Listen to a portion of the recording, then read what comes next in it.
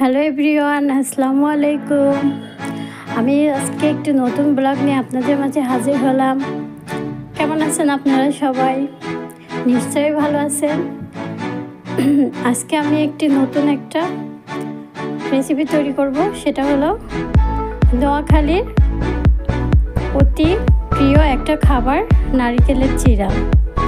আমি প্রথমে নারিকেলটা ভেঙে সুন্দর করে স্লাইস করে কেটে নিয়ে দেখিয়ে তো দিলাম, পাতলা পাতলা করে কেমন জিরি জিরি করে চিড়ার মতো কেটে নিয়েছি। এবার আমি এটা এলাচ দারচিনি দিয়ে একটু পানি দিয়ে সিদ্ধ করে নেব। এই তো আমার সিদ্ধটা হয়ে গেছে। এবার ওটাতে আমি চিনি দিয়ে দিলাম।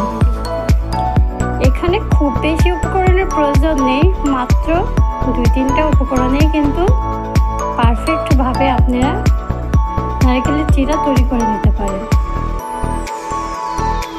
এখানে আমি একটা নারকেলের জন্য 2 কাপ চিনি নিয়েছিলাম। এখানে আপনারা কম দিলে কিন্তু চিড়াটা অত ভালো হবে না। এটা কিন্তু আপনার নারকেলের সাইজ অনুযায়ী পরিমাণ মতোই দিতে হবে। এবার আমার নারকেলের চিড়াটা পানিটা শুকিয়ে হয়ে গেছে। দেখেন কতটা ক্রিস্পি হয়েছে। আপনারা এখন দেখতে দেখেন, খুব সুন্দর হয়েছে। ভালো থাকবে।